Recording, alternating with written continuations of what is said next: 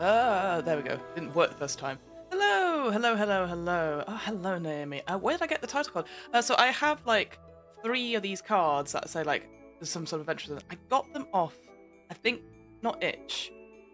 Might have been Estate. I'll have a look after, and I'll send you the link to it because I quite like them as well. I also got these frames and this sort of little banner thing here off a similar person because I cannot create overlays. Rubbish, and it's a nice placeholder until they start, isn't it? So what it will do. Anyway, hello, hello, hello. My name is Fiona. I use she/her pronouns. Oh hey, Felina's finding the artist. Excellent. Hi, hi, Liz. You guys carry on doing your admin for your laugh. That's no problem at all.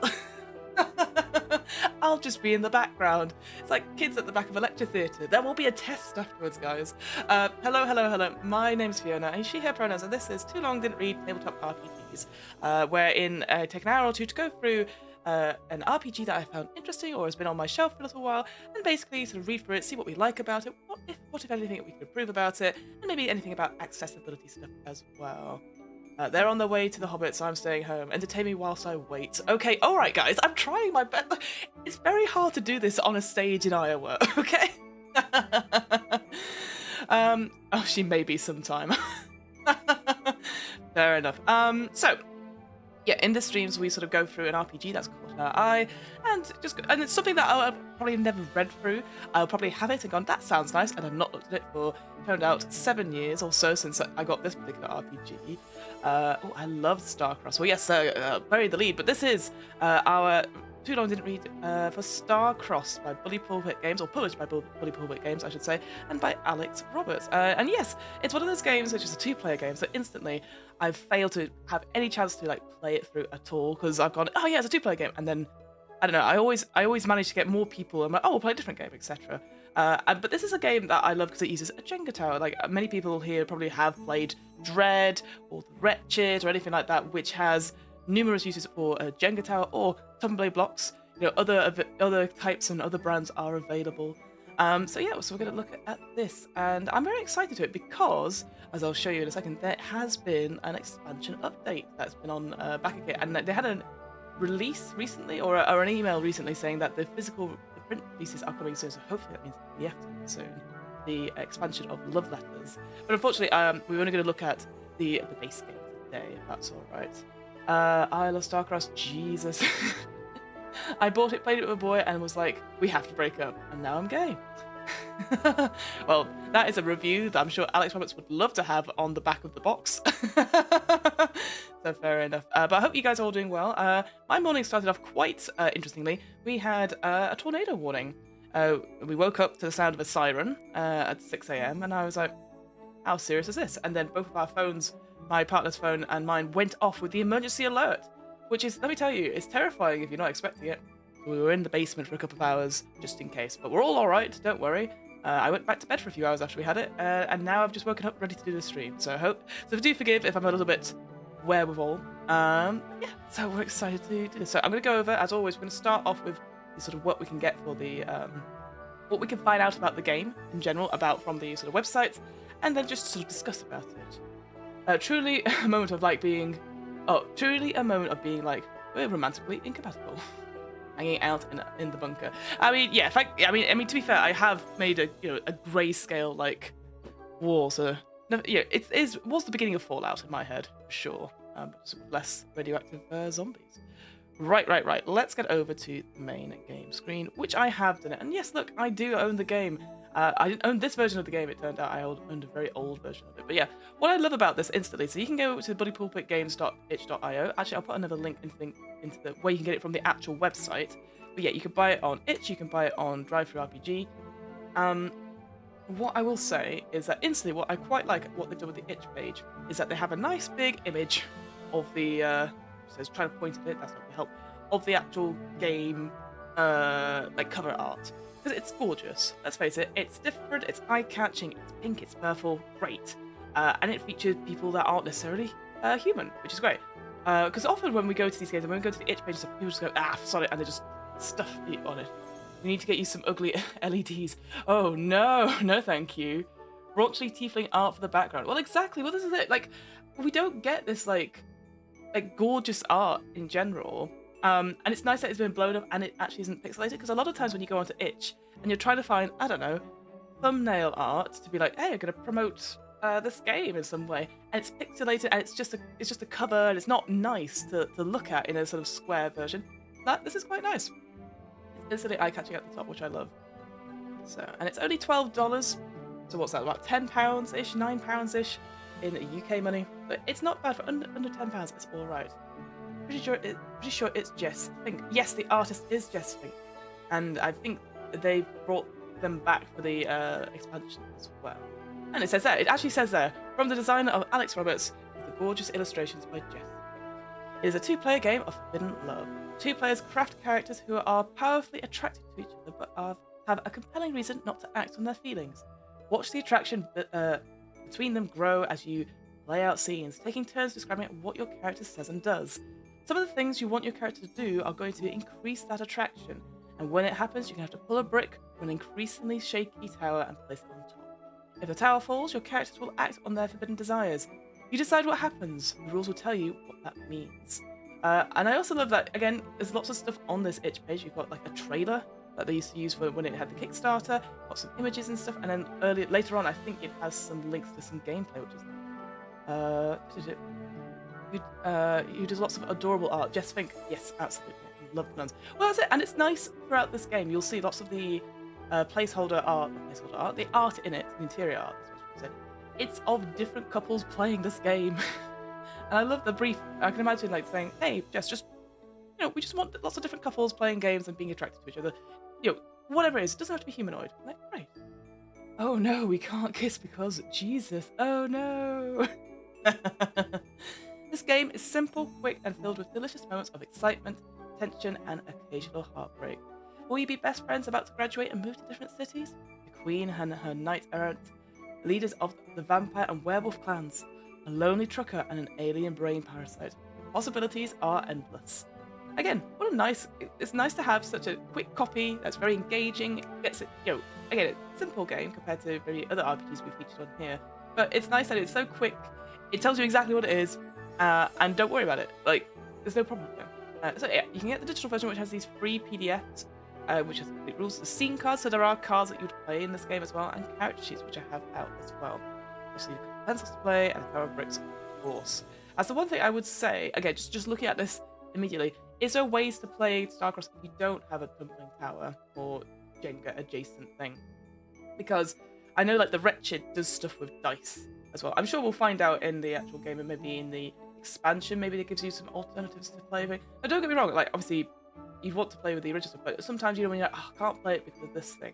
And I think in the physical version you can get maybe I don't know if you can get the actual tumbling tower, but I know you can get the cards for sure. No, thank you, random bot. See, even Nightbot is on you on this one. Sorry, friend. Let me just add to the bot list. Bye. There we go. Right, and yeah, so yeah, there's the YouTube video as well about how to play, and yeah, there's all the stuff. I was going to quickly show you guys what the actual Kickstarter looked like. Again, quite nice overall. What I do like about this Kickstarter, look at that art. Isn't that gorgeous? Hopefully there's an actual play there as well. Is that I appreciate this was in the early days of what 2000 and well, they don't have it out. They don't have it anymore. I think it was 2017. I think that it came out originally. Oh yeah, it must have been that because that's what estimated delivery is 2018 there. Is that it's not all artwork. It's not all like lots of art and then no text and then text only at the bottom. It's a mixture of the two, which honestly that's how it should be best. That's how it should work. Although I would say it doesn't seem to be any alt text on this. It doesn't describe stuff, which is fun. Polina has returned. Have a lovely time, friends. If I never return and let the world know I died being silly. Oh, well, have a wonderful time. Enjoy being hobbits. Jingle away, pals. Bless. And yeah, again, if you're not entirely sure, I would highly recommend going to this Kickstarter and checking out some of the various different actual plays of it. They've done it in audio, which is quite interesting. Presumably, this was before the pandemic, so they did it in person as well. But yeah, we've got Party of One Shot Podcasts. She's a Super Geek, which I like. Various interviews as well. That's quite cool as well. We have, there's a lot there as well. And there you go. Yeah, so does it come with maybe it does come with everything. I don't know. Anyway, there you go. But I will quickly look at the Love Letters version. Might as well do it now. It's over on Backer Kit, not Starter Kit, just so people know. And essentially, it's about it just carries on with it. I like they've got like a little mini movie playing. That's cute. So what's Love Letters? So Love Letters is a supplement for Starcrossed, full of beautiful illustrations, pre-generated characters, settings, advice, and alternative modes of play. There we go. Hooray. To help your Starcrossed sessions feel fresh and exciting. It features special guest writers as well. Oh, Kieran Gillen's on it. There's Banana-chan. How exciting. And all new illustrations by Jess Fink, they brought Jess Fink back, and then a whole bunch of other artists as well. Oh, lovely. Here you go. So this is 2018. Players have been developing characters who are irresistibly drawn to each other, building worlds to keep them apart, pulling from the tower to find out what happens. But what if there is no tower, or you're playing online, or you're playing alone, or you're playing with more than 2 people? How interesting. There you go. So we've got some new sets of scene cards, alternative epilogue tables. Ooh, exciting. We've got Bayshore Landing, a new setting with 30 characters for multi-table games of Starcross, in which 10 pairs can play simultaneously. I'd love to, because I know there's a scenario that is in this digital version that's for multiplayer as well, so that'd be interesting. Advice for incorporating Starcross as a prologue, interlude, or epilogue in your longer-term campaigns. Love that. I'm a big fan of any game where you can play as characters, create their sort of backstory or whatnot, and then move those characters into a different system. Love that. And then pre-generated sets of characters, each with their own unique setting from Alex and our fabulous cast contributors. Nice. So there's lots out there. But as I said, we're going to look at the base game today, and this hopefully should be coming in the next, hopefully in the next year or this year, I hope. So we're back to, was it last year?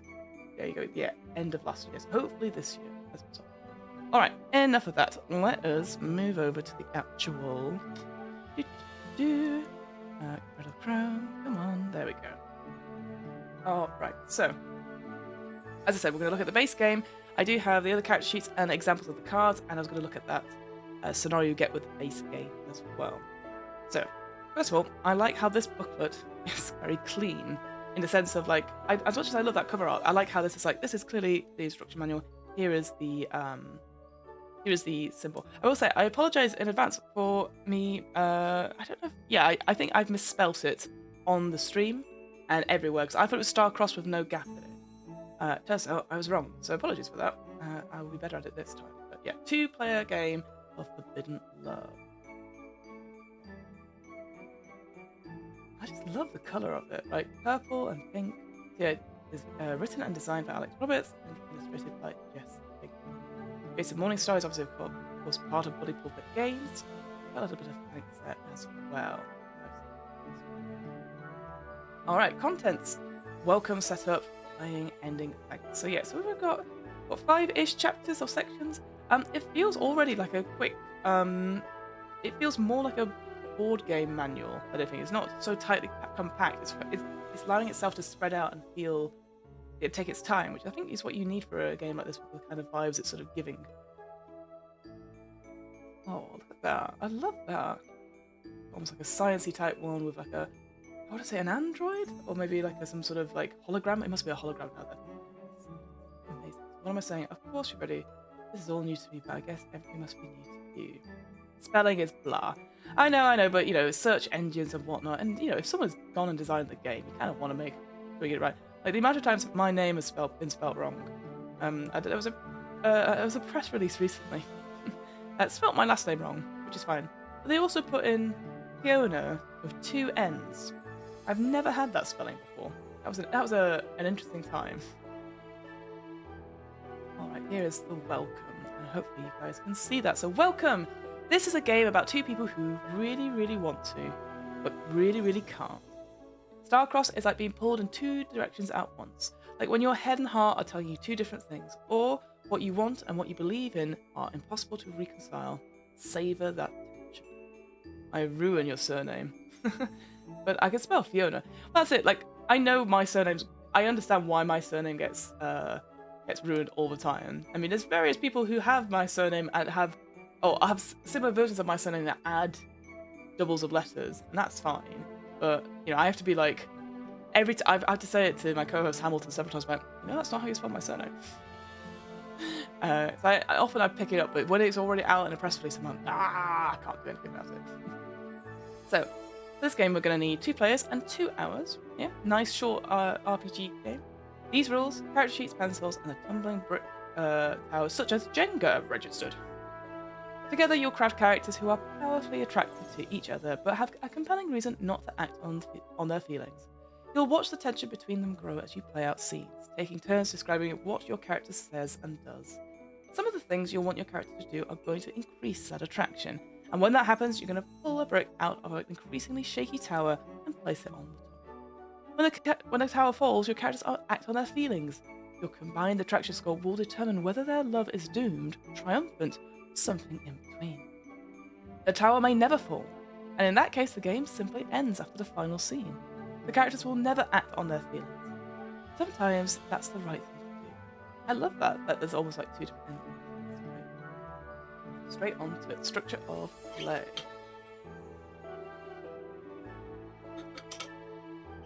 So getting ready to read through this book, make sure you have all the materials ready. So I like this. Again, it's similar to what we were talking about with the Paint the Town Red RPG quick start we saw at the beginning of this week. Is that they sort of did the style of like, hey, here's the instructions and making it bullet pointed.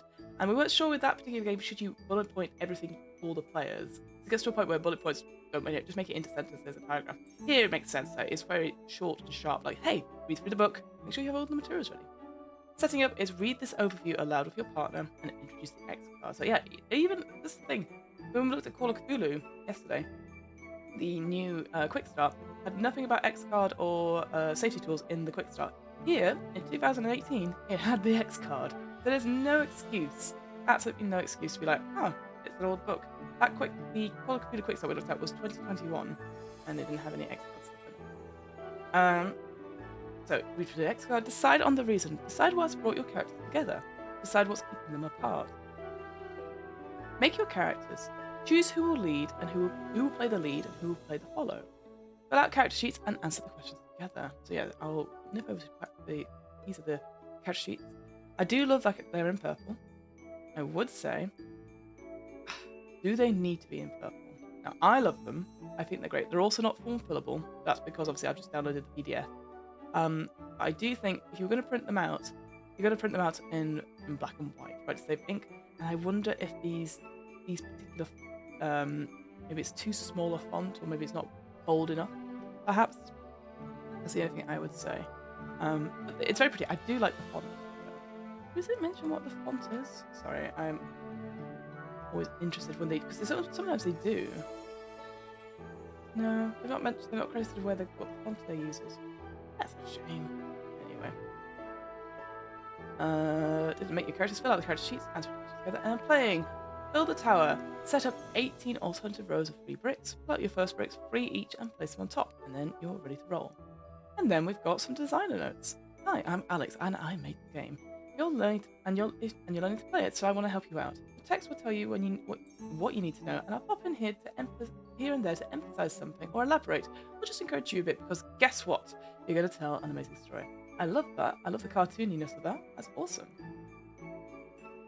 Playing scenes. So stack scene cards between you, ordered 1 to 8. Flip over the card that says Scene 1 and Introduction. Decide together where your characters are and what they are doing when the scenes start. Starting with the lead, take turns in doing one of the moves listed on your character sheet. Add dialogue to your move if you want, whilst touching the tower. Some moves can only be done once per scene, some once per game. Fill a star beneath the move on your character sheet when you do one of these things. So here we go, these stars here, right? Ooh.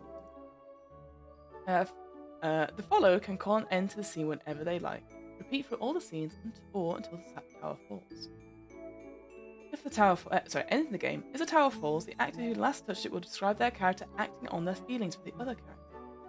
Knocking over voluntarily is a valid move. Yes, I've heard that before. They use that in Dread as well, so if you want to self-sacrifice yourself, you can just knock over the tower voluntarily.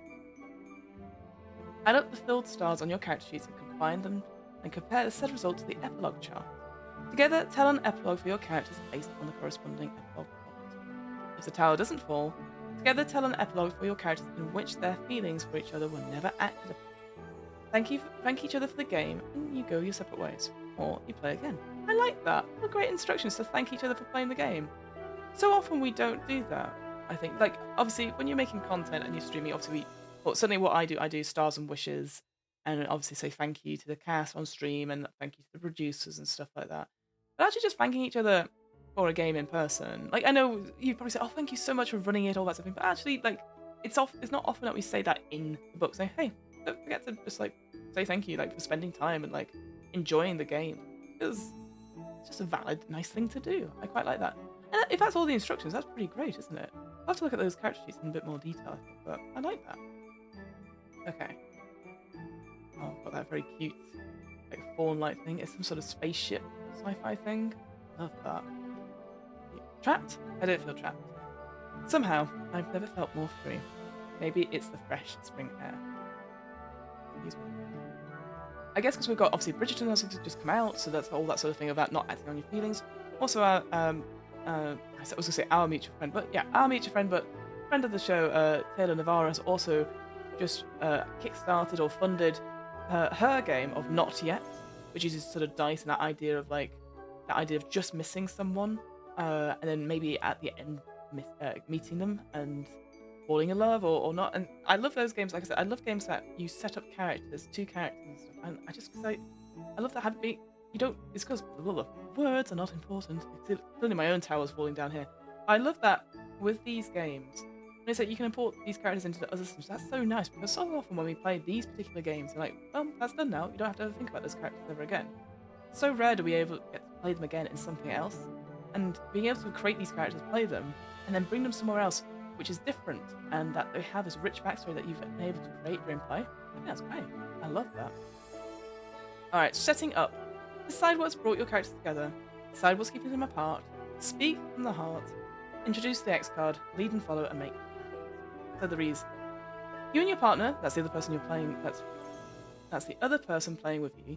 Will need to come up with a situation where the two people are irresistibly drawn to each other, but are prevented from expressing how they feel.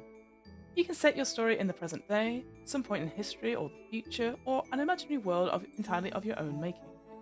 People have played as nuns in the same convent, members of rival bootlegger gangs, a rising ultimate fighting person, right? That's a UFC star, and his coach. I think that's right, that's fighting, isn't it? Cosmonauts on opposite side of a lunar rebellion, an alien parasite and its host, just to name a few. I just love romantic games. Yeah, I've not played many of them. Naomi, have you played Fog of Love? I assume you have done. So I did try that and I enjoyed it, but it's a game I wouldn't necessarily play over and over again. Is the only thing I say. I like the idea, but it felt too board gamey to be like a romantic role-playing game. It felt too board gamey versus role-play, which I think this is why I really enjoyed this one. And that's why I love like sort of Good Society and all that sort of thing. So we've got like the Empress cannot consort with her imperial visor. No, Vizier. Sorry, I don't know why I said visor then. Fun answer. The fate of a 1,000-star system is at stake. Greg and Daniel are having a hard time admitting their feelings, even to themselves. They like being gym buddies, and they're trying their best to be okay with it. I asked a partner for Starcrossed, and they bought that instead, and it sucked. Oh, sorry, Nightbot didn't enjoy that either. That's a shame. Yeah, I did think Fog of War wasn't as good. It's on its way over to me from my shipping container, so maybe it will be better. It sucked. Yeah. No, I didn't. I wonder if it's maybe the people you play it with, perhaps. I don't know. I've seen lots of expansions for it, but I don't know if I'd ever willingly bring it out and play it. There's so many pieces. That's right. And it doesn't make sense. Like there's too many elements when really you can't really gamify romance. I don't think. To come up with a reason for your story will center. Your story will center on these two. Have a conversation about the kind of game you want to play, and answer these two questions: what has brought them together, and what is keeping them apart? Your character will be spending some time in close quarters. probably alone for an extended period of time. For the Empress and Vizier, uh, Vizier even, they might be at an imperial court, or perhaps meeting in secret to plot the Emperor's demise. You could even put them in an escape pod to really turn up the tension. For Greg and Daniel, they could be anywhere from the locker room to a long, quiet car journey home. What is keeping them apart? Your characters need a good reason not to act on their feelings for each other. Whether or not the Empress has an emperor, she might be jeopardizing her political power by engaging in such a scandalous affair. The Vizier may also have other responsibilities, ties to a rebel organization trying to overthrow the throne, which would certainly complicate things. Daniel and Greg might consider their friendship and perhaps some aspect of their identity to be at stake and very dear. There's just so many pieces, and I spent the whole time being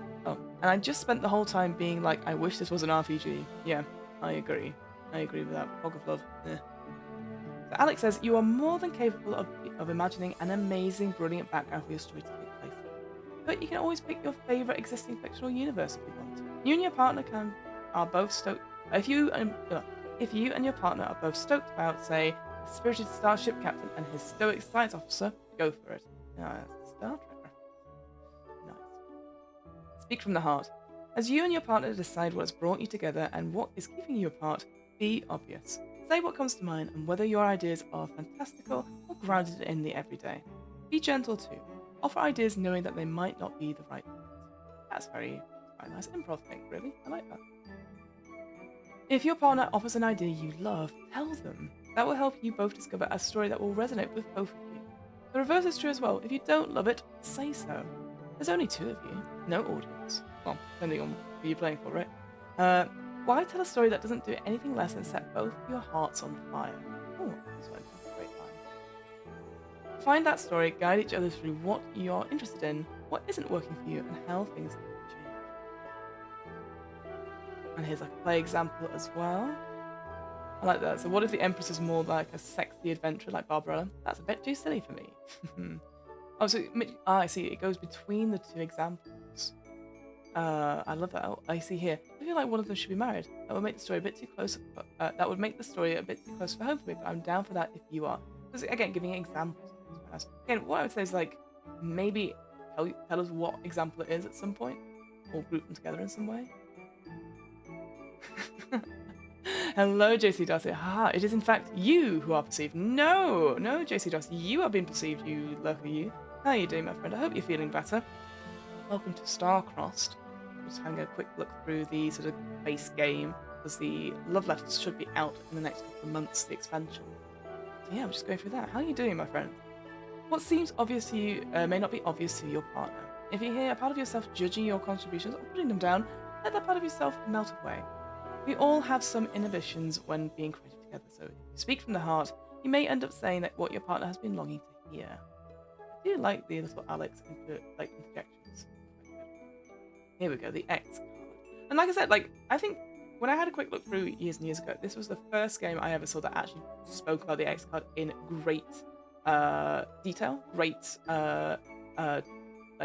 actually wrote it down in paper. And like I said, it was 2018, which is, I think, considering the Call of Cthulhu quick start yesterday, the reprint of it, the 2021, didn't happen.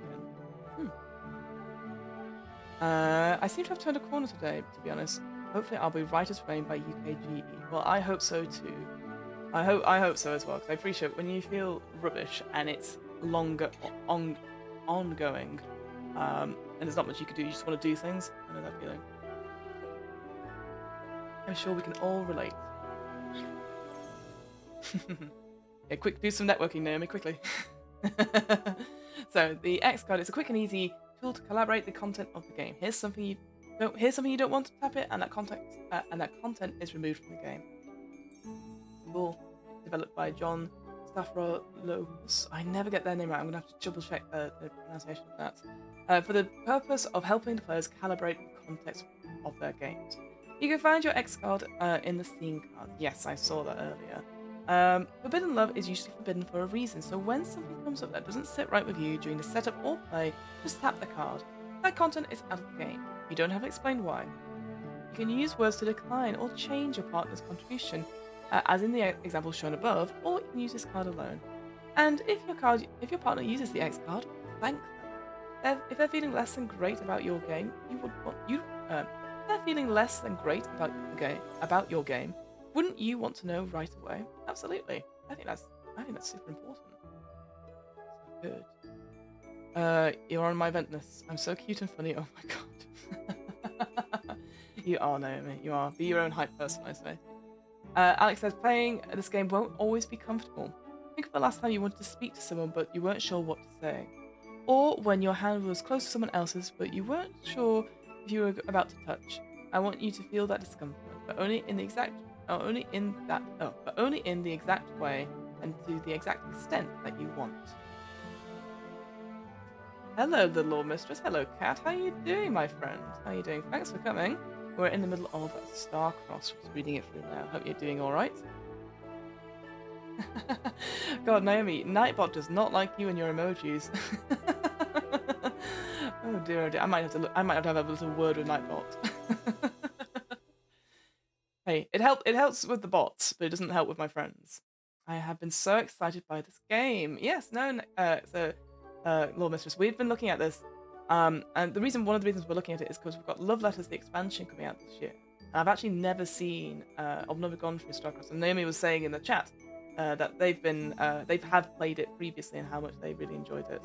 And how good romantic games are. And one thing I love about this game, just reading it through, the idea that you can create characters in this game, play a little bit of them, but then bring those characters into other games. I'm always a big fan of that, so they're not one and done. Oh, that was a good game. Never think about it again. I think that being able to create characters like this, I love it. So the lead and follows. These are the types of characters we've got. So players will take on the roles of lead and follow. The lead takes the first turn in the scene, and the follow decides when the scene is over. The lead character tends to act intentionally, and the follow character tends to act unintentionally. Some people like to take the first step, and some people like to have the last word. In a game like this, no one should get to do both. One player will lead, and the other will follow. I like that. The lead goes first. Once the players have decided where their characters are and what is happening around them, the lead player will be the first to describe what their character does and says. The follow, on the other hand, gets the last turn. They decide when the scene is over. If the players were co-directing a film, the lead will be one to shout action, and the follow will be the one to call cut. And Alex says, the lead is not in charge of follow. You are equal partners with roles that complement and enhance each other's contributions to the story. I like that a lot. I love character exploration games, especially if you can use them alongside a regular campaign. Absolutely, I agree with you, Darcy. During scenes, your character will act slightly differently. The lead tends to act intentionally, and the follow tends to act unintentionally. Let's assume that the Empress is the lead in our first example, and Greg is the follow in our second. So when you stand up, she stands up right beside you. She puts one hand firmly on your shoulder, placing you right back down in your seat. But the whole time she's addressing the Galactic Council, her hand remains. Greg doesn't even think about it. He just sees that Daniel's form is a bit off and then puts his arm to stabilize him a bit. As soon as he realizes what he's doing, he pulls his hand back and goes, sorry, dude. Intentional actions are in the clear and obvious alignment with the character's will. The Empress wants to touch the Vizier. She wanted him to sit down. That would be obvious to either of them or any character looking on. For unintentional actions, the relationship between will and action is unclear.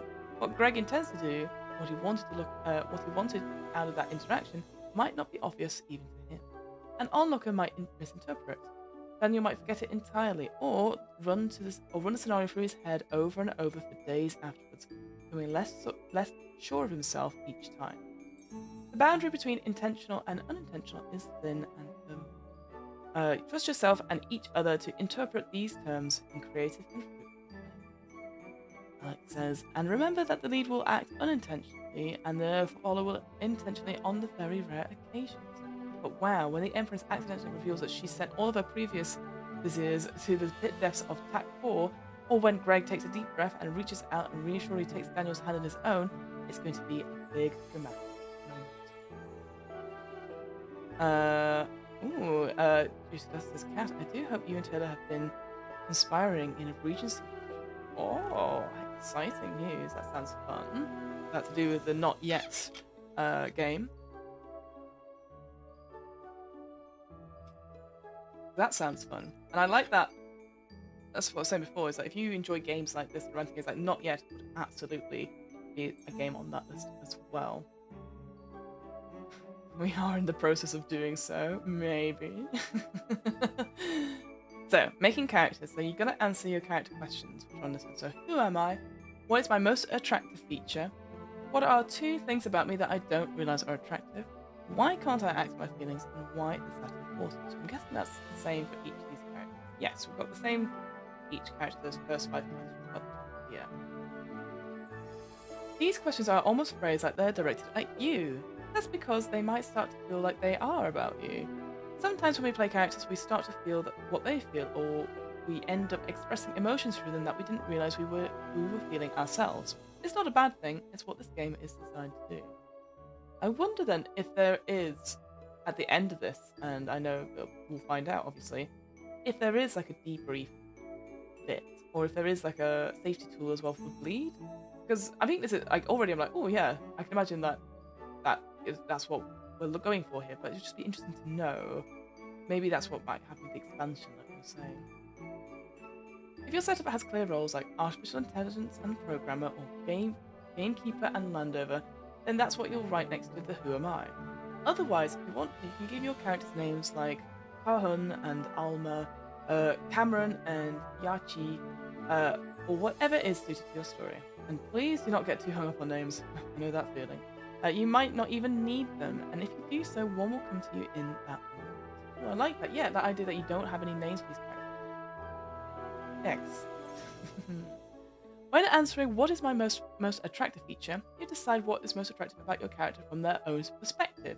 It could be a physical trait, a personality quirk, a strength, a weakness, or something completely abstract. These are all good examples. That follows. We've got confidence, kindness, mischievous smile, thirst for adventure, strong hands, unwavering dedication to the Lunar Liberation Front. I am so attracted.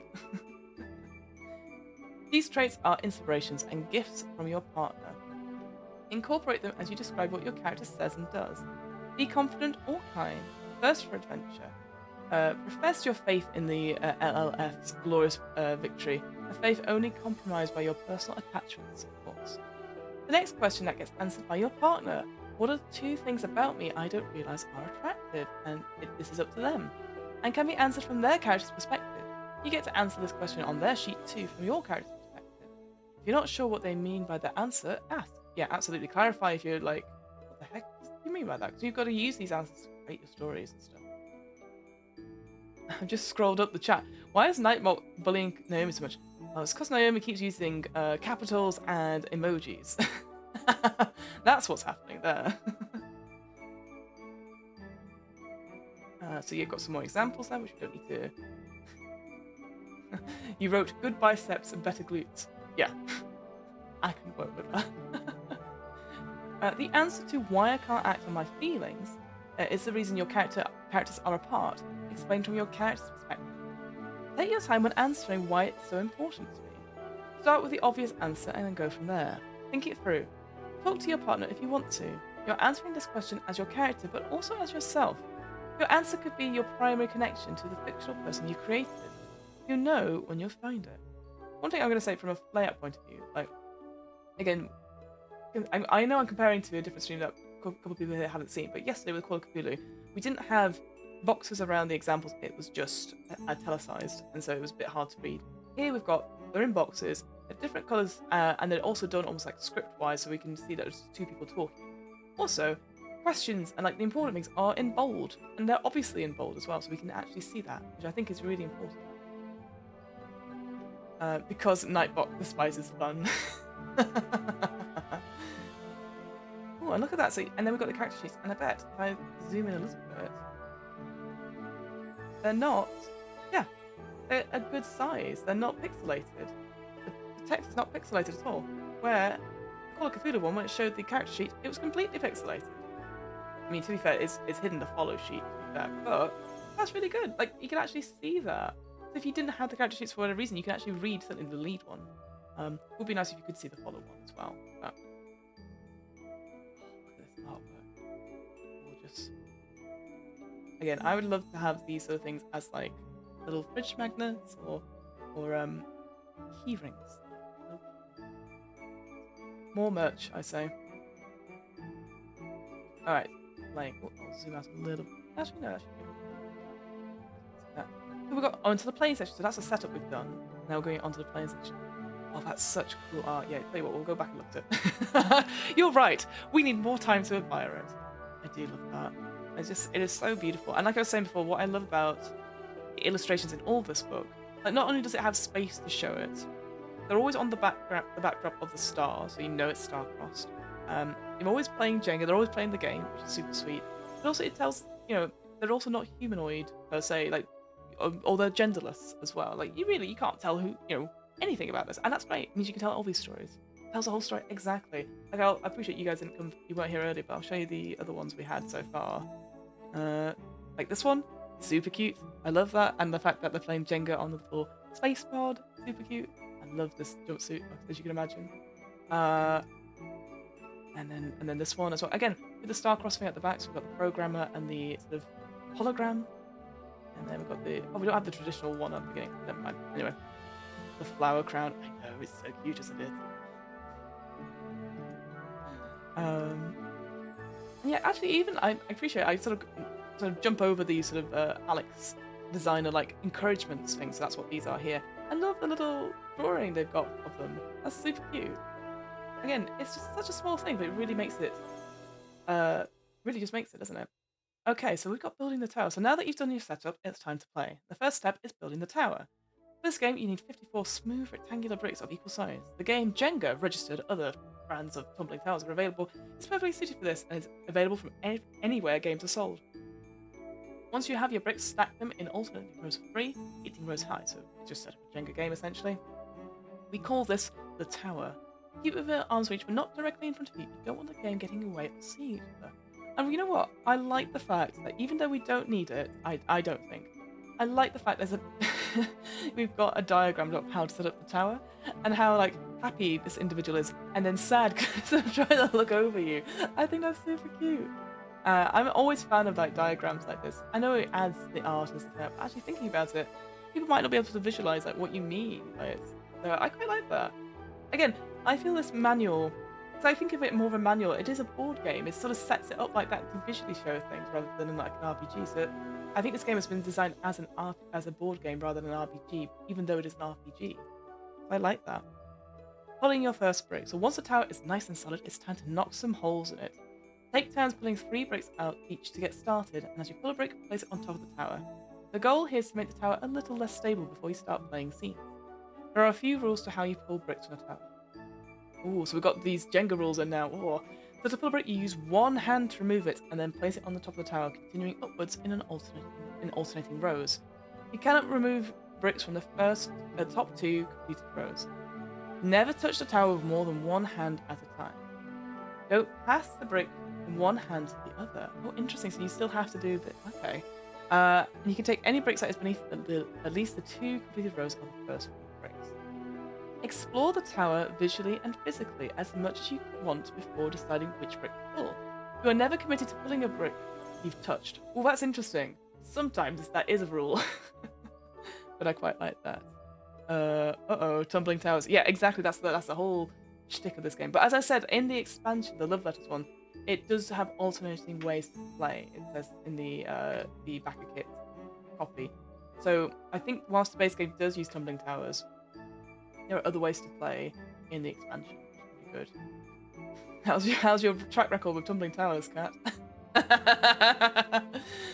Alex interjects and says, "Do you think you're bad at this? Everyone thinks they're bad at this. Keep thinking you're bad at this. Your unwarranted nervousness that the tower will topple even before you've begun will help you play someone whose attraction feels impossible, forbidden, or absolutely doomed." I wouldn't label it as successful. But there you go. Like even Alex is supporting you in this. Is that if you know you're bad at it, you're going to be perfect for playing this game. And I love that. I love that sort of way into it. Okay, we've got scenes. There are 8 potential scenes in the game, each prompted by a short phrase. Set scenes together, deciding where your characters are and what is happening around them. The lead begins the scene with the first move and then take turns describing your character's actions until the scene is brought to a close. The follow calls an end to the scene whenever they like. And I like, again, at the top, again, it's like, here's a section, here's what we do in scenes, here's the main overview, and then you don't have to read the extra stuff. So again, thinking about that, like, oh shit, what do we do now? And you can look at it in progress. Great. Failure fools the fun, TM. I can't believe I was modded for my exuberant vibes. Oh, well, like I said, I'll talk tonight but afterwards, but they've been very good so far. So Starcrossed plays out over a series of scenes. We'll start with scene 1, and if the towel doesn't fall first, end with scene 8. You can compare scenes in the game to those in a film. It probably happens in a single space, and in one continuous span of time. Something new about the story, characters or themes will be established, and an emotional high point will come, after which it is time for the next scene. Each scene card has a short prompt, like a disagreement becomes heated, or close, quiet, and alone, on the associated scene card. And these prompts are like chapter titles or title cards in a silent film. They give you a sense of what is about to happen without giving too much away. When you move to a new scene, let the prompt shape and inspire your play. Alex says, people interpret these cards in incredibly creative ways, often ways I've never predicted. The first card says an introduction, but what could that mean? Does a scene begin with an introduction, or is it an introduction, or is it the introduction at the point? Oh, hang on. Or is the introduction the point at which it should end? Ooh, I like that. Are the characters being introduced to each other, or to someone else? Are they witnessing an introduction? Any of these answers could be right. There is no wrong answer. Fiona, that is literally not true. How dare you? Nightbot is a menace. I was silenced. And now I can't even use caps for emphasis. I'm figuring a way around it though. I'm guessing that you guys aren't like, this is a cool Friday night evening for you guys. It's bullying me whilst I'm trying to do this read along. I love it. I'll talk to Nightbot. I'll make sure people do caps. It's fine. Alright, let's set the scene. To decide how the scene starts. This is done collaboratively, like coming up with the initial setting, working together to think of a situation that feels like a drama. Then we've got our 2 examples here about the sort of sci-fi sort of empress, and then we've got the one about the gym buddies here as well. It's like we're in the room. Playing the scene. After you've set the scene, the lead is responsible for getting things started by making the first move. Both of you will take turns in making additional moves that let you describe details about the scene. You can add dialogue to your move if you want, whilst touching the tower. See the dialogue on page 24. The follow is responsible for deciding when the scene ends. When that happens, the next scene card is drawn and sets the scene. Nice. Then we've got moves, so these are under here, moves and conditions. I like that. Take turns describing your characters and the ways around them in specific constrained ways. So you can describe your character's movements, you can describe a detail in the character's environment.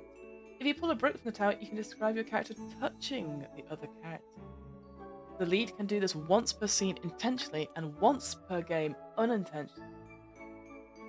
The follow can do this once per scene unintentionally and then once per game intentionally. Ooh, I love this. If you pull a brick from the tower, you can describe your character revealing something personal. The lead can do this once per scene intentionally and then once per game unintentionally. The follow then can do this once per scene unintentionally and once per game unintentionally. Over the course of each scene, both players will take turns describing their character's actions, feelings, thoughts, and words, as well as details about the situation. They are specific, constrained ways for each character to do this, called moves. Ah, interesting. Unrelated to your watch, Bridgerton. I've got one episode. Yes, I've finished it. I binged it all. Well, it was part 1 within an evening whilst I was making bedroom furniture. I really liked it. I'm gonna say now. Good. Stop this.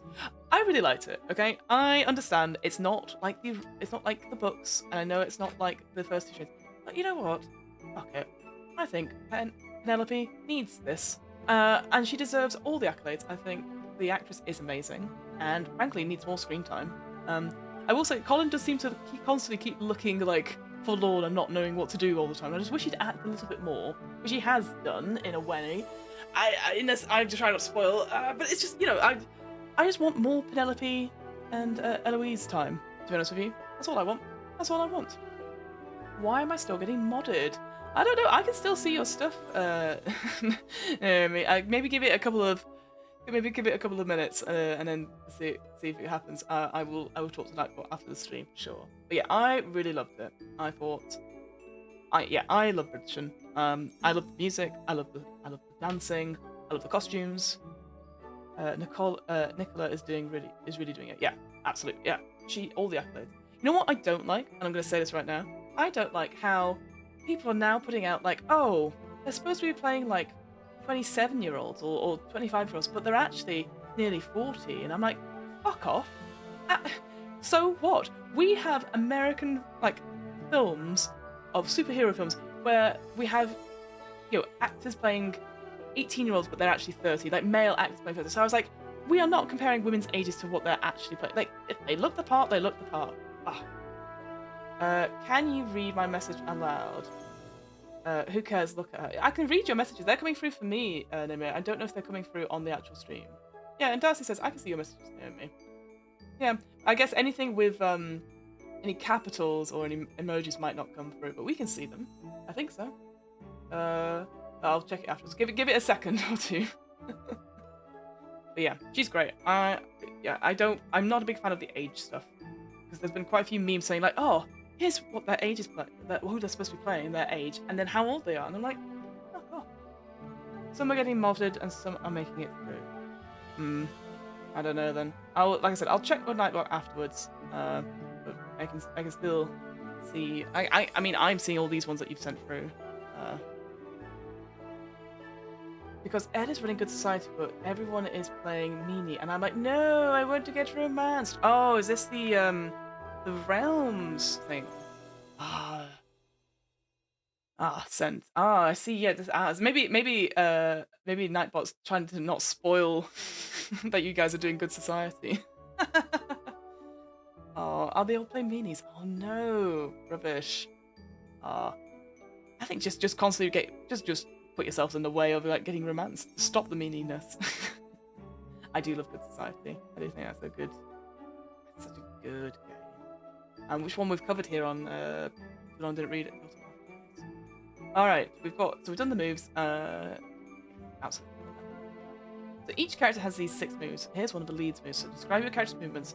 Unlimited use per game, but no cost. So if we go over to this character sheet, here. Describe your character's movements here. And so here are the moves, and here's how you can use it. So it looks like the 2 top ones. Yeah, so unlimited uses in describing your character's movements and describing the detail in the character's environment. No pool required to do it as much as you want. And then here we've got 4 other moves, which is describe your character intentionally touching the follow. Maximum one each per scene, all required. And then describe your character intentionally revealing something personal, so 1 each per scene. And then unintentionally for the same, once per game, all required. Nice.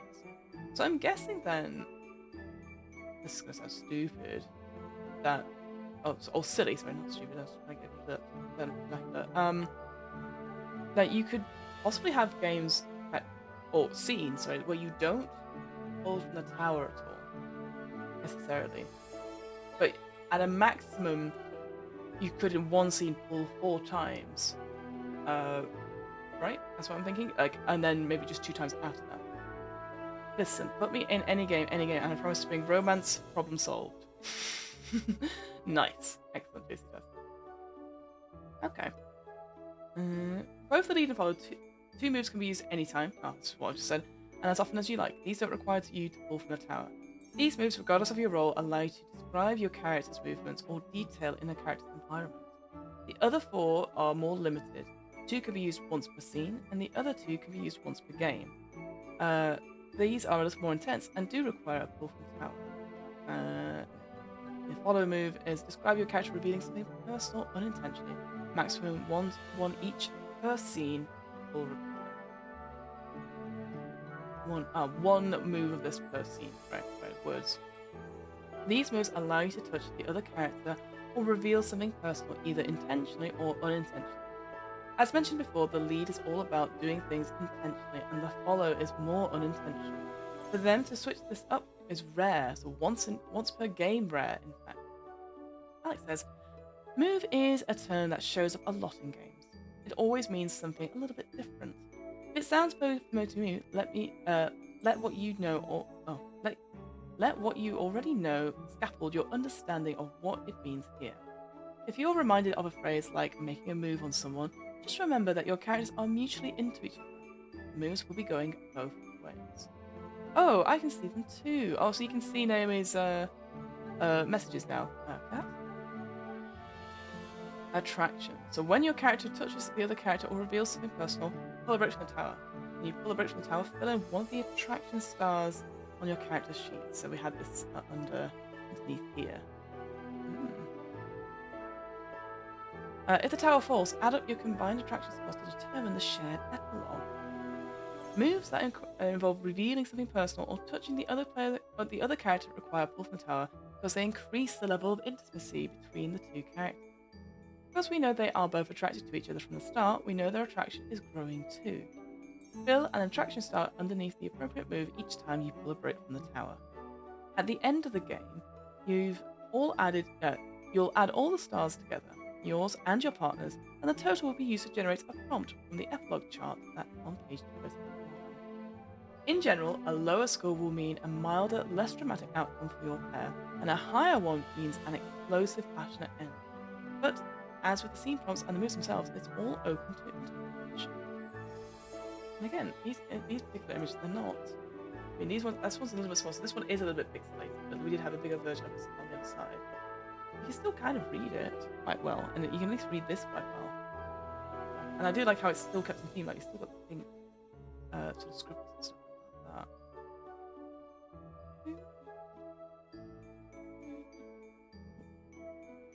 A little bit. Dialogue. Speak with your partner as much as you like. Your character can only move when it's your turn to make a move. You must be touching the tower for as long as your character is speaking. Do not touch the surface of the tower. Do not touch the surface the tower is resting on. Ooh, I like this rule though. You must be touching the tower for as long as your character is speaking.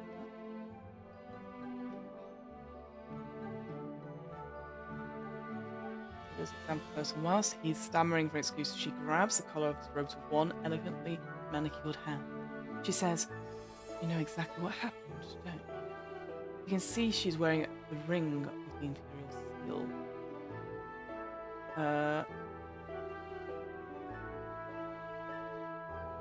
While you're playing this game, whether it's your turn or not, you can talk whenever you like.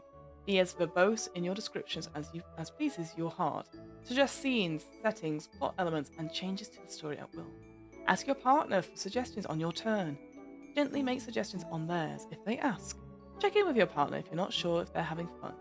Excuse yourself to go to the bathroom. These are all helpful and important ways you might use your words at the table. Yeah, definitely have a bio break somewhere in the game. Your character, however, can only speak when it's your turn to make a move. And you have to be touching the tower. Whoa, love that. Oh, I've got another picture example as well. Keep touching the tower for as long as your character is speaking.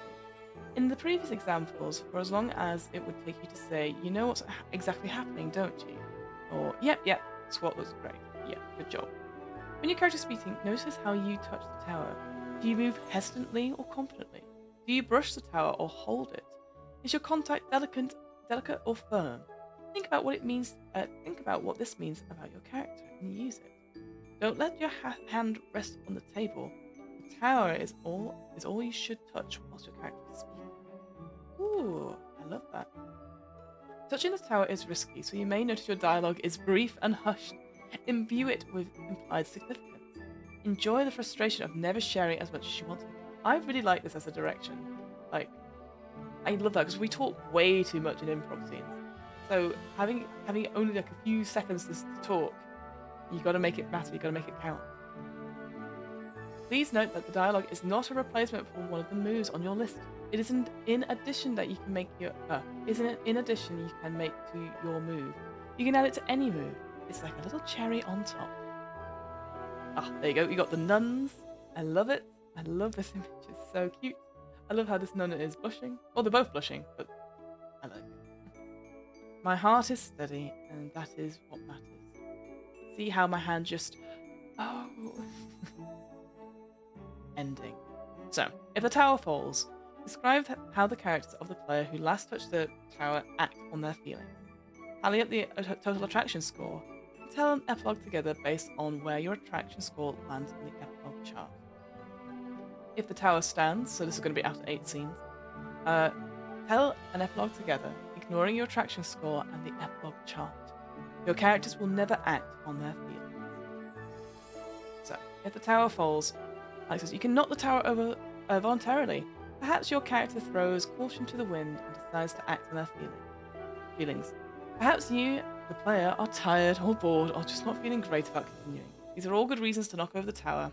End the game as you normally would. Who was the last player to touch the tower before it fell? That player's character is the one to act on their feelings. This could mean anything as long as it undeniably demonstrates their true feelings for the other character. This might be a tearful declaration of love, a passionate embrace, or the slightest movement of one hand onto the other, in silence without looking up. Choose whatever feels most dramatically appropriate.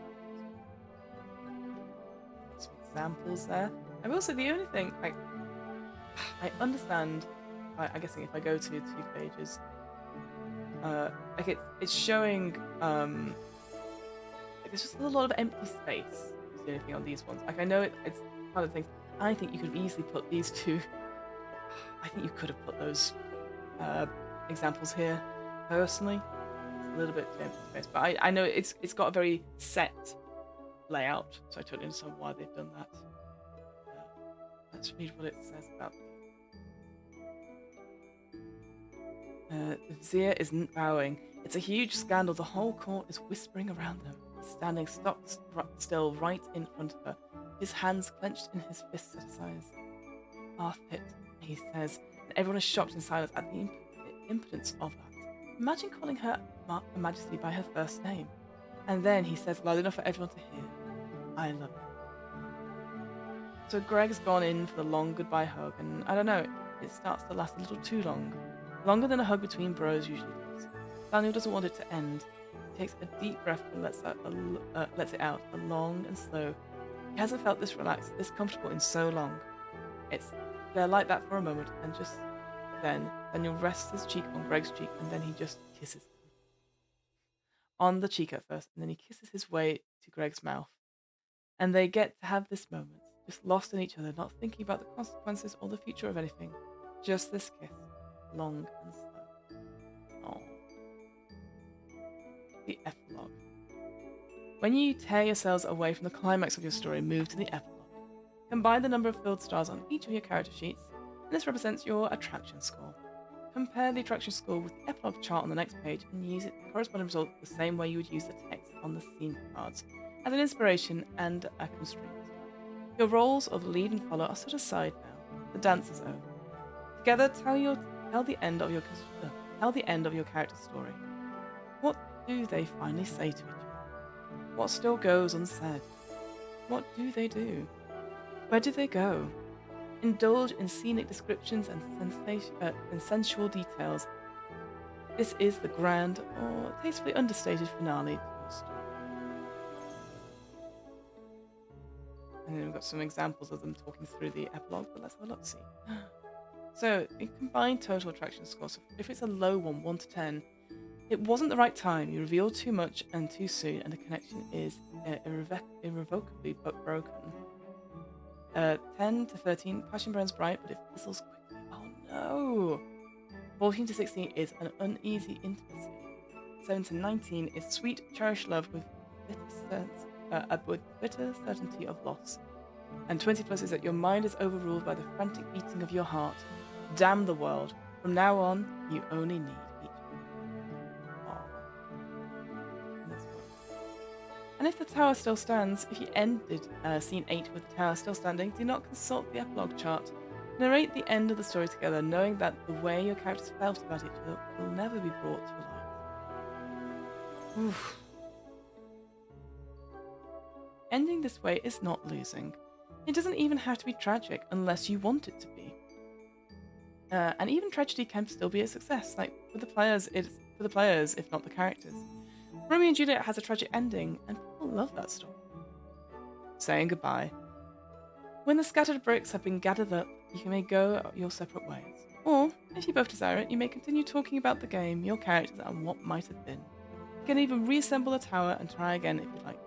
Or if you'd want to even. Have fun and take care. Oh, look at that image. Isn't that great? I love the colours. I love the detail.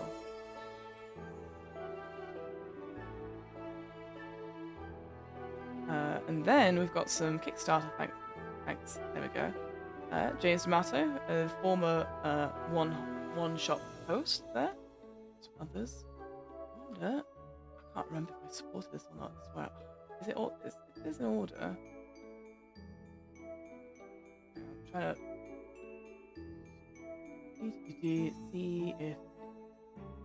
I don't think I did. I'm just trying to. Every so often I go. I wonder if I see my name there. Which I know it's very egotistical. I appreciate. Look how many people supported this game. Very good. Nice. Strictly business. Oh, they got some business ones. The business models in there as well. Oh, look at that. How to be a great player. Adapted from Jason Morningstar's kind advice. Be obvious.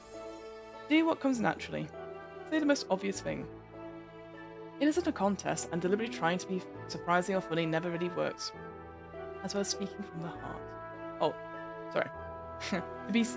Deliberately trying to be surprising or funny never works as well as speaking from the heart.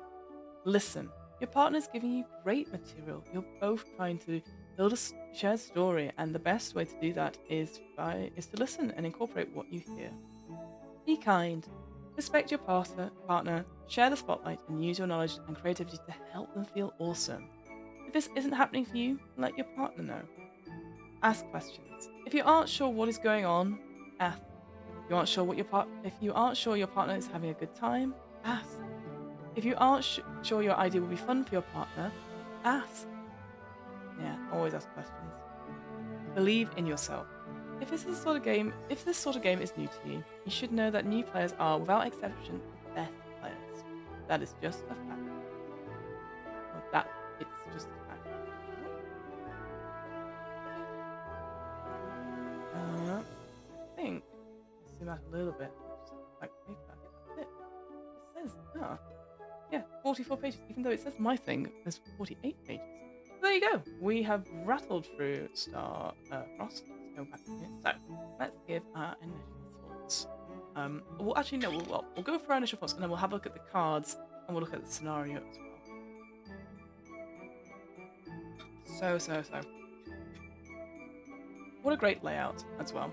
I think because when we came back earlier this week, we've had two other RPGs. We've had Paint the Town Red, and we had Call of Cthulhu, which had this sort of very nice textured backgrounds and stuff. And whilst that is lovely, I always do think, if I wanted to print this out for people, is there a primer? Is there something that doesn't use as much ink or it isn't too busy? That's it. Like, I don't get me wrong, I love interior art. I always think it's so attractive, and as long as it supports what the text is great.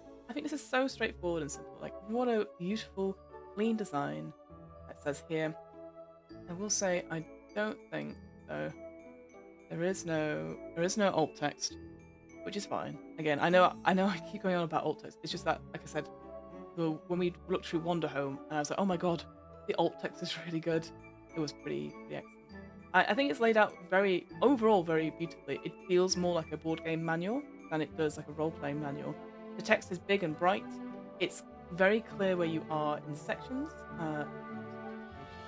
Spread.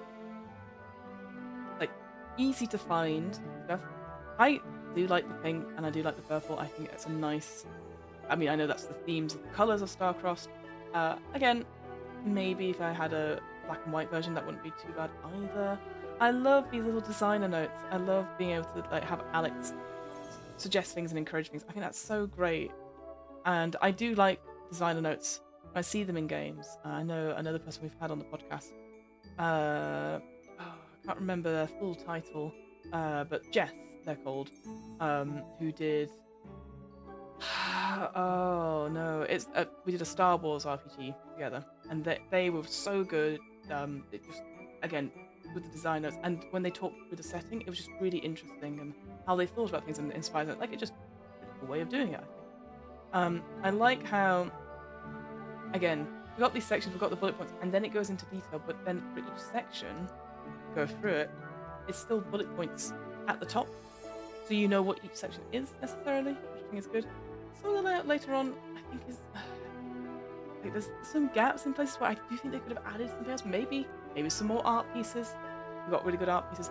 I like how the examples are put into boxes, and are definitely like with the written examples or the stuff from the particular examples. That this kind of box, sort of grey box, and then ones which are talking between the two players are sort of pink.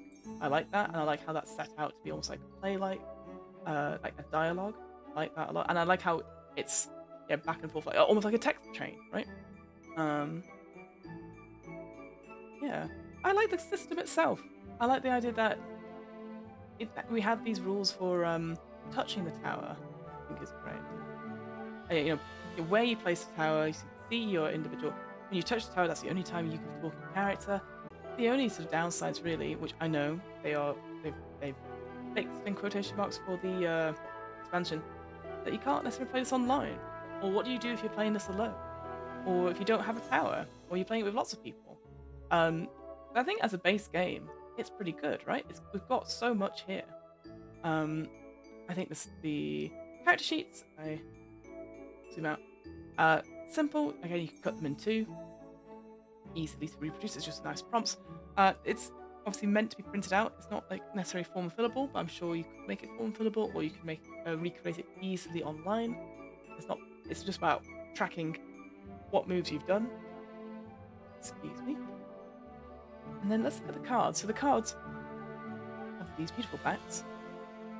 And then you have one card person. So introduction, a little embarrassment, finding common ground, hard at work, close, quiet, and alone, difficult choice, a disagreement becomes heated, parting ways, perhaps forever. I like. We've got the different sort of colours that sort of go in intensity, so you can tell the story is ramping up, maybe with that attraction stuff as well. And then we've got some X cards as well. And that's it. You only need these 8 cards. Again, in the expansion, I know they have like maybe different sets of cards and stuff, so you can change down what the prompts are for the scenes as well. The final thing I was going to show was this that I came across when I was looking up the Space Station Bobolex. Bobolex? I don't know. It's a Starcrossed wide con framework by Jason Morningstar and Alex Roberts. So let's have a look. What is this? So this is about 12 pages long, so we'll see how far we get into it, but I love the sort of graphics and the colours. Hello, facilitator. So Space Station Bobolex. Yeah, Bobolex, I think maybe, is a massive gaming event for 4 to 12 players and 1 to 4 facilitators depending on your number of players. More people is better, and an even number of players is essential, presumably because you're going to be playing pairs. You could probably run it for more than 20 if you had enough facilitators for everyone, but we haven't tried it, so be careful. Give yourselves about 4 hours of play, including time to check in with everyone afterwards. Read these instructions. Some of the instructions are in italics, which means you read them aloud to everyone. Facilitators should have a good grasp of how to play Star Wars. Very good. Space. Darcy, if you're listening like Darcy content. And then Restream said, congratulations on receiving 100 messages today with the Restream chat. Oh, thank you. Thank you, Restream. I think it was just me being bullied for most of it. I'm kidding. Also talking about amazing RPGs as well. So, what do we need? So we've got 4 hours, 4 to 20 players, 1 to 4 facilitators, 1 for every 3 couples, roughly. Materials. So per session, 1 long table displaying the play materials, 1 set of printed badges on label paper, 1 or more copies of these instructions, and 1 or more copies of Starcrossed for reference. Then per per pair, a small table, set of scene cards, and a tumbling tower block. Lead and follow character sheets, blah, blah, blah, per person, a chair, and right. So set up the small tables spread out across the room, each with 2 chairs facing each other. On each table, set a tumbling woodblock tower, 2 pens and pencils, a set of scene cards, and 2 character sheets will lead and will follow. On the larger table, spread out the character name table. Players will be coming to the table in pairs. Select characters, so spread them out, and don't have anything cluttering the table. Going over these instructions with your fellow facilitators and make sure that everyone knows what is going to happen. Answer any questions about the event or game itself, and then give a big cheer. You're going to do this together! So when all of your players and facilitators have arrived, put your hand in the air and say, "This gesture means be quiet. I have something important to say. When you see it, be quiet and raise your hand as well and wait for the announcement. Now, let's learn to play Space Station Phobalex. Introduce yourself and your fellow facilitators, point out where the nearest bathrooms are, thank everyone for coming, and let them know that. So the Space Station Phobalex is a totally opt-in activity. That means you're here to have a good experience, and if you feel the need to leave at any time for any reason, please do. We appreciate it if you let us know, but ultimately, take care of yourself. People are more important than the game." When everyone's on board with that, introduce Starcrossed. The Starcrossed is a 2-player game that uses a shaky tower of wooden bricks to create stories of forbidden love, doomed romance, impossible relationships, people who really want to but really can't. We'll be joining you all into pairs, putting you all into pairs would be better, who will play together for about 2 hours or so, as long as it takes for the tower to fall. We'll explain how the game works as we go, but for now, here's some important things. The way to win the game is to tell a great story. What makes a great story is up to you and your fellow player. The characters will have profound feelings for each other, but they won't act on them until the tower falls, and together you'll tell the story leading up to that. What makes Space Station Phobalex special is that you'll be all playing individual stories, but in a shared fictional space. What happens at the table could impact the environment in ways that change the other players' stories. Space Station Phobalex is an interstellar waypoint, a crossroads of weird aliens and even weirder cultures. Aboard the station, a dedicated crew works hard to keep the lights on and the inevitable conflicts to a minimum. As a major trading hub, the station sees its share of shady people, from corporate raiders to dubious freighter captains to actual space pirates. And as a place that is far from home as you as a place that is as far from home as you can get, no matter where you call home, it is a haven for Icon class? Oh no, Icon O class. Rebels and the Heartbroken. What is that? Look that up. Sorry guys, 1 second. What is that? What are those? Oh, well, it's a game on Steam, if anyone wants that. Icon No class. What is it?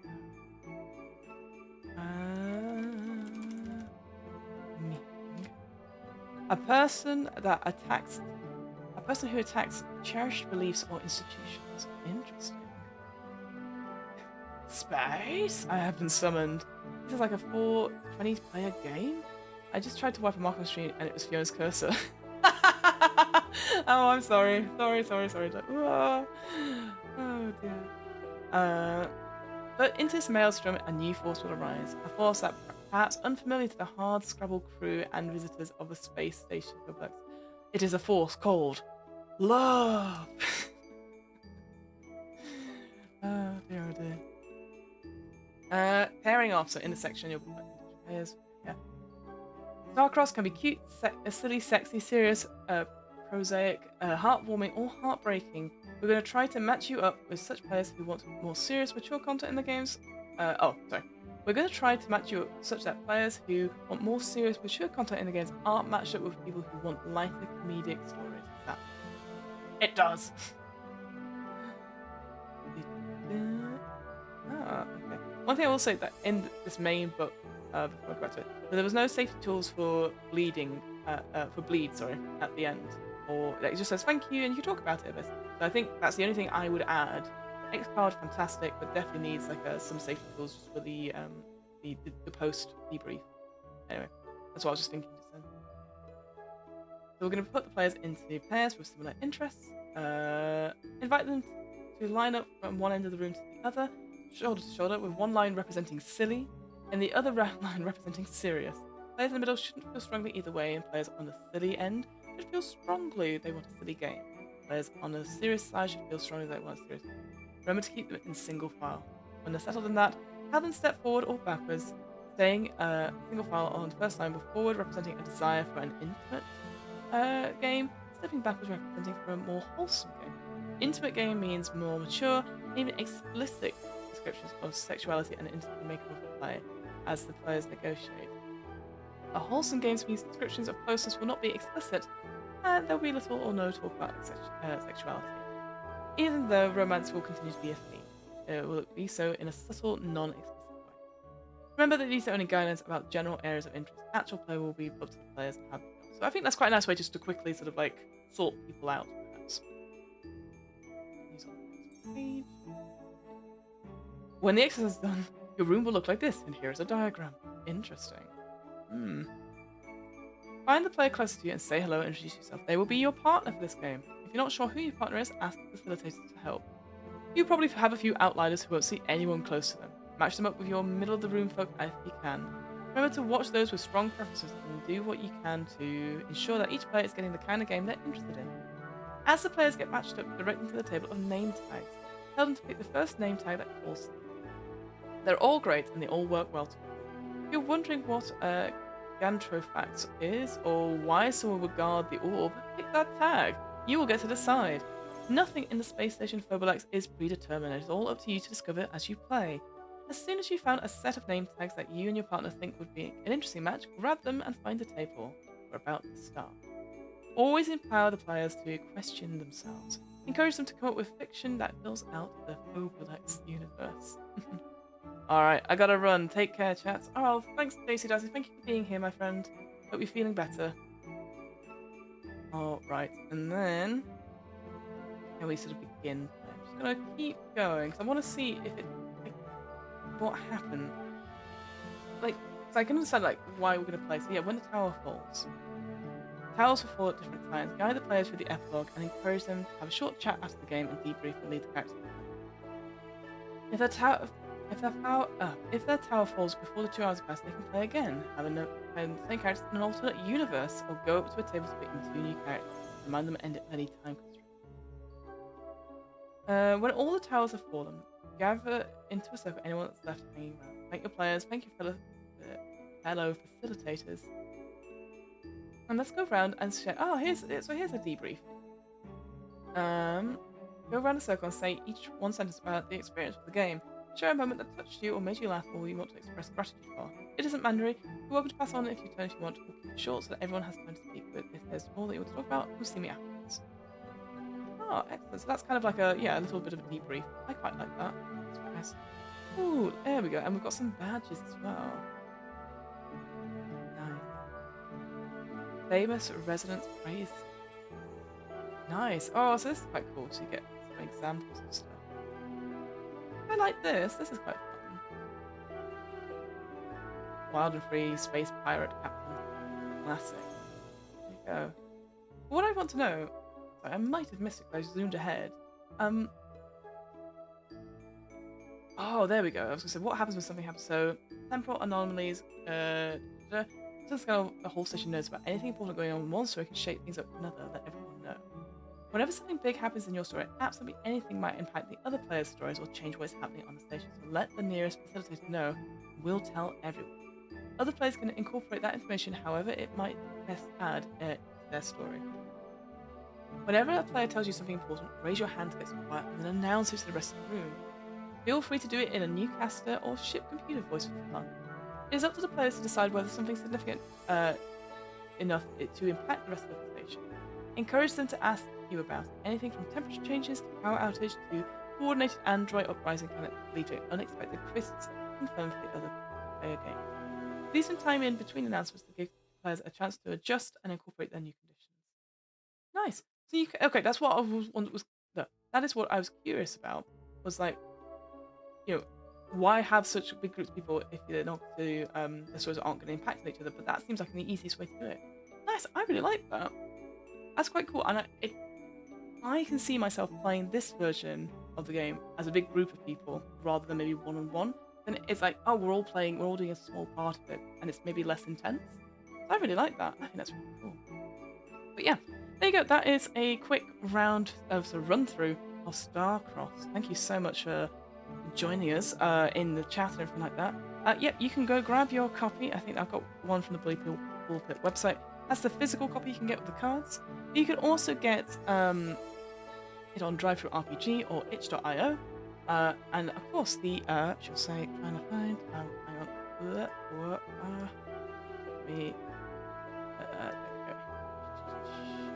Trying to find it. There we go. But the Starcrossed Love Letters has been funded. Hopefully, it'll be out later this year. The expansion where we can see stuff like, as it said here, like being able to play new sets of cards. We've got new alternative tables. We've got advice for playing with friends, doing online play, more than 2 play, like stuff like that. So I actually really enjoyed this particular RPG. I've not played it. I like games where we can make characters that can go into other games. I just think overall it's a beautifully designed game. It's simple, straightforward, and friendly. The tone of it was really friendly and like encouraging to new players. Saying you don't know if you're going to be any good at this game, you're perfect. So I really like that. I like the tone of it. I said maybe it's a little bit old, so maybe in a new edition, maybe we'd have like a debrief tool at the end now.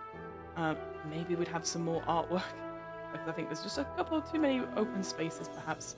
I just think a little bit more art just to fill in some of the blanks and stuff would be great. But otherwise, great. What a great game. Let me go to the big face. Where are we? There we go, Big Fiona Cam. Thank you so much for being here. I very much appreciate taking taking part of your Friday.